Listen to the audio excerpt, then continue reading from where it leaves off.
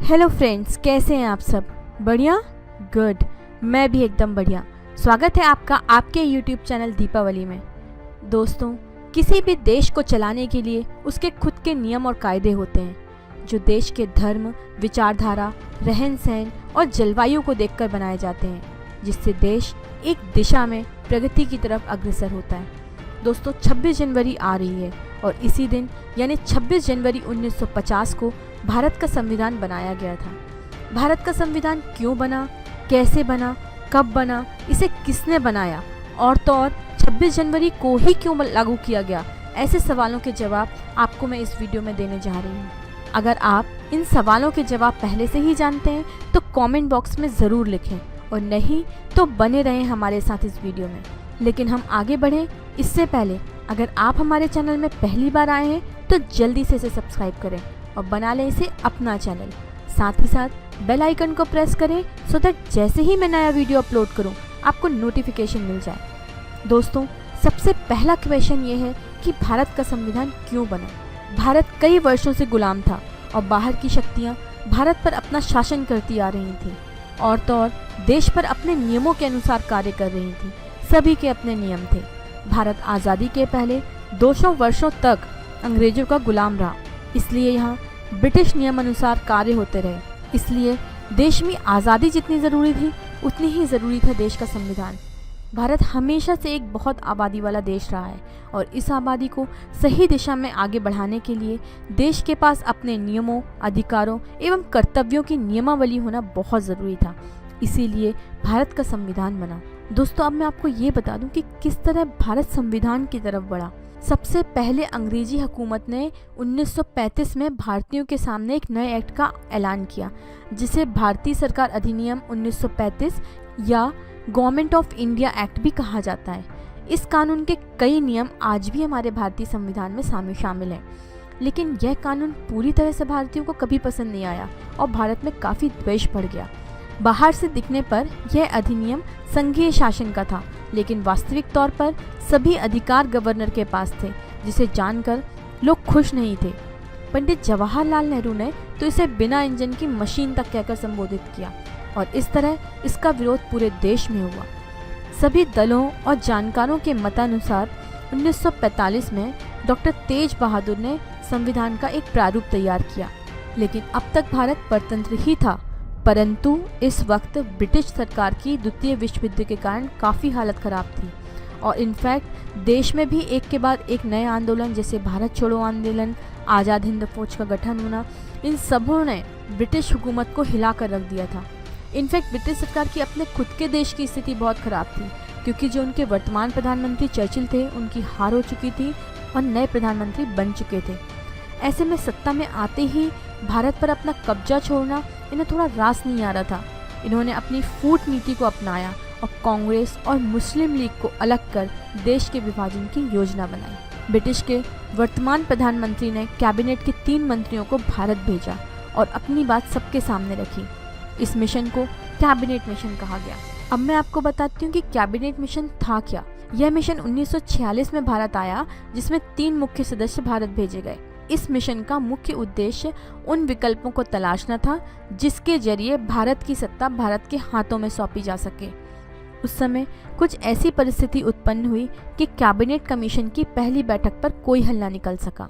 इस बैठक में मौलाना आज़ाद, सरदार वल्लभ भाई पटेल, पंडित जवाहरलाल नेहरू, खान अब्दुल गफ्फार खां, लियाकत अली खां, जिन्ना, नवाब इस्माइल खां और सरदार निश्तर तथा नवाब मोहम्मद हमीदुल्लाह हाजिर थे। यह बैठक शिमला में हुई थी। अंग्रेज़ों ने अपनी जिद नहीं छोड़ी और 16 जून 1946 को देश के विभाजन का फैसला ले लिया और इस फैसले के साथ यह भी तय हुआ कि देश को आज़ादी मिल जाएगी और यहाँ से शुरुआत हुई संविधान बनने की प्रणाली का। अब मैं आपको बताती हूँ कि संविधान लिखने की शुरुआत कैसे की है। जैसे ही ये स्पष्ट हुआ कि अंग्रेज भारत की सत्ता देश को सौंप देंगे, वैसे ही चिंता सबसे ज़्यादा ये थी कि भारत में अब अपना संविधान होना बहुत ज़रूरी है। संविधान की पहली बैठक डॉक्टर सच्चिदानंद की अगुवाई में हुई, जो कि 9 दिसंबर 1946 को हुई। इस सभा का अध्यक्ष पूर्व राष्ट्रपति डॉक्टर राजेंद्र प्रसाद को चुना गया। इसके बाद 13 दिसंबर 1946 को संविधान की एक रफ रूपरेखा तैयार की गई, जिसे पंडित जवाहरलाल नेहरू ने सबके सामने पढ़ा। इस संविधान में सबसे महत्वपूर्ण बात यह रखी गई कि अब देश में सभी राजाओं के शासन को समाप्त कर दिया जाएगा और भारत की प्रभुत्व सबको स्वीकार करनी होगी। और 22 जनवरी 1947 को कई तरह के विरोध के बाद इस प्रस्ताव को पारित कर दिया गया। वैसे तो ये एक बहुत कठिन समझौता था, लेकिन सरदार वल्लभ भाई पटेल जैसे नेताओं ने सभी राजाओं को एकजुट किया और राजाओं ने कांग्रेस को अपना समर्थन दिया। 14 जुलाई 1947 को नेहरू जी ने संविधान की बैठक में देश के चिन्ह तिरंगा ध्वज का ऐलान किया और जिसका सभी ने तहे दिल से समर्थन किया।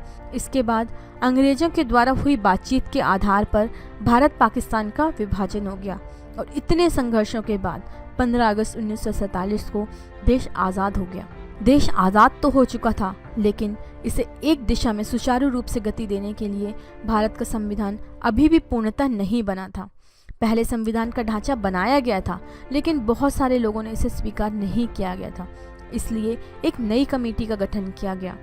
संविधान का निर्माण करने के लिए उसमें कुछ सदस्यों को जोड़ा गया, जिससे हर क्षेत्र को नेतृत्व की दृष्टि से प्रमुख लोगों को शामिल किया गया।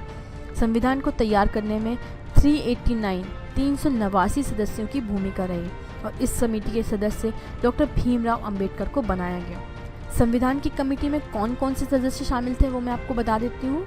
उसमें थे doctor Bhimrao Ambedkar, Sanjay Phakey, Pandit Jawaharlal Nehru, Chakravarti Rajagopalachari, doctor Rajendra Prasad, Sardar Vallabh Bhai Patel, Kanhaiyalal Maneklal Munshi, Ganesh Vasudev Mavalankar, Sandeep Kumar Patel, Abul Kalam Azad, Shyama Prasad Mukherjee, Nalini Ranjan Ghoshal, Frank Anthony, HP Mody, Harendra Kumar Mukherjee, Ari Bahadur Gurung, अल्लदी Krishnaswamy Iyer और महिला सदस्यों में सरोजिनी नायडू, हंसा मेहता, दुर्गाबाई देशमुख, अमृता कौर और विजय लक्ष्मी पंडित भी इस सभा में शामिल थे। सभी के विचार विमर्श, लड़ाई झगड़ों के साथ संविधान का प्रारूप तैयार होना शुरू हो गया, जिसकी घोषणा 9 दिसंबर 1947 को की गई।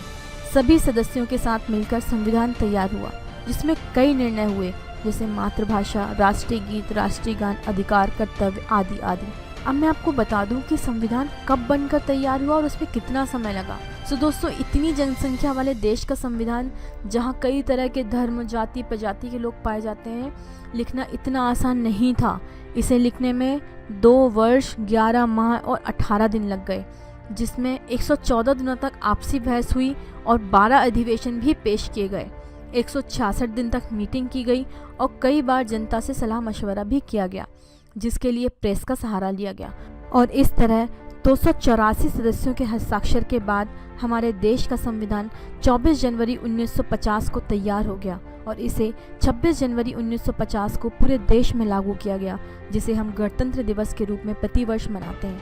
अब पॉइंट ये था कि संविधान 26 जनवरी को ही क्यों लागू किया गया। वैसे तो तारीखें और भी कोई हो सकती थी, लेकिन 26 जनवरी हमारे इतिहास की एक बहुत यादगार तारीख मानी जाती है, क्योंकि गणतंत्र दिवस के 20 वर्ष पहले, यानी 26 जनवरी 1950 से 20 वर्ष पहले 26 जनवरी 1923 को भारत में पूर्ण स्वराज का संकल्प लेकर कांग्रेस ने इसी दिन को स्वतंत्रता दिवस घोषित कर दिया था, जिसके बाद 15 अगस्त 1947 को भारत को स्वतंत्रता मिली और 26 जनवरी 1950 को भारत का संविधान घोषित किया गया। इस तरह 26 जनवरी का महत्व हमारे इतिहास में बहुत ज़्यादा अधिक है। आपको मैं भारत के संविधान का बहुत छोटा सा एक ब्रीफ देती हूँ कि भारत का संविधान 2016 तक 101 बार संशोधित किया जा चुका है। इस प्रकार इस संविधान में 448 अनुच्छेद, 1 संविधान उद्देशिका, 12 अनुसूचित जातियां एवं 5 अनुलग्न शामिल हैं। इसमें अंतिम संशोधन GST को लेकर किया गया था। दोस्तों, भारत का संविधान सबसे बड़ा लोकतंत्र का संविधान है, जिसकी विश्व में अपनी एक पहचान है। वैसे तो संविधान ब्रिटिश संविधान से प्रभावित है, लेकिन समय समय पर भारतवासियों के अनुसार इसमें संशोधन किए जाते रहे हैं। सो दोस्तों, इस तरह उतार चढ़ाव के साथ भारत का संविधान बना। मुझे उम्मीद है मैं आपको इस बारे में सारी जानकारी देने में सफल रही हुई हूँ। अगर हाँ, तो इस वीडियो को प्लीज़ लाइक करें और ये एक बहुत इम्पॉर्टेंट वीडियो है, तो इसे ज़्यादा से ज़्यादा लोगों के साथ शेयर करें। जय हिंद, जय भारत।